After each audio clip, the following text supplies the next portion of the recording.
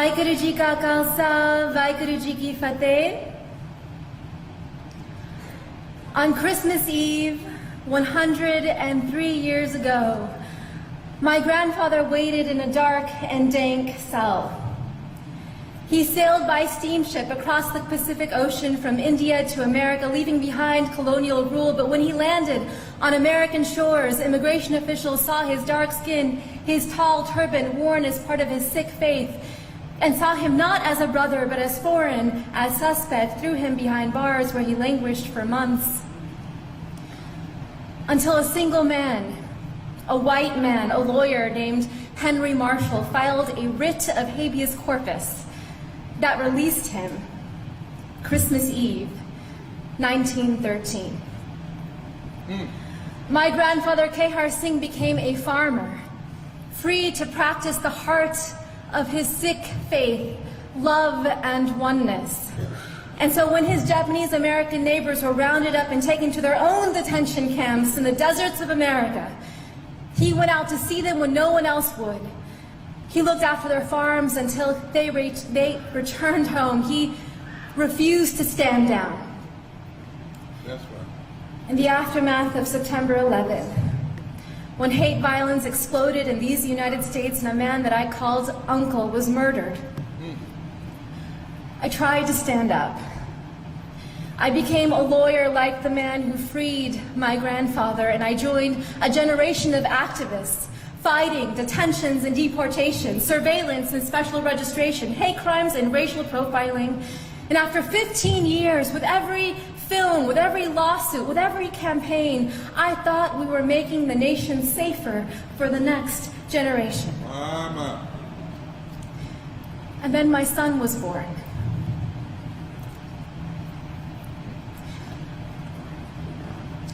On Christmas Eve, I watched him ceremoniously put the milk and cookies by the fire for Santa Claus. And after he went to sleep, I then drank the milk and ate the cookies. I wanted him to wake up and see them gone in the morning. I wanted him to believe in a world that was magical. But I am leaving my son a world that is more dangerous than the one that I was given. Because we are raising a brown boy in America. A brown boy who may someday wear a turban as part of his faith. And in America today, as we enter an era of enormous rage, as white nationalists hail this moment as their great awakening, as hate acts against Sikhs and our Muslim brothers and sisters are at an all-time high, I know that there will be moments, whether on the streets or in the schoolyard, where my son will be seen as foreign, as suspect, as a terrorist. Just as black bodies are still seen as criminal. Brown bodies are still seen as illegal. Trans bodies are still seen as immoral. Indigenous bodies are still seen as savage. The bodies of women and girls seen as someone else's property. And when we see these bodies not as brothers and sisters, then it becomes easier to bully them, to rape them, to allow policies that neglect them, that incarcerate them, that kill them. Yes, Rabbi. The future is dark.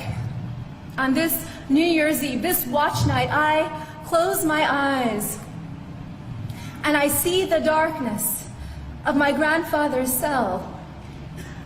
And I can feel the spirit of ever-rising optimism in the Sikh tradition, Chardi Kala, within him. And so the mother in me asks, what if? What if this darkness is not the darkness of the tomb, but the darkness of the womb? What if our America...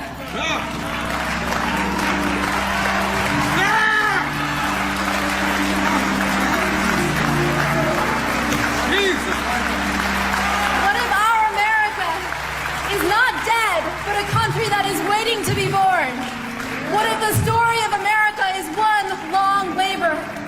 What if all of our grandfathers or grandmothers are standing behind us us now, those who survived occupation and genocide, slavery and Jim Crow, detentions and political assault, what if they're whispering in our ear today, tonight, you are brave? What if this is our nation's great transition?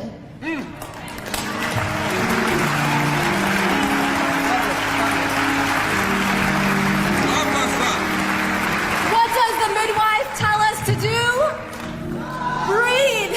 And then, because if we don't push, we will die. If we don't push, our nation will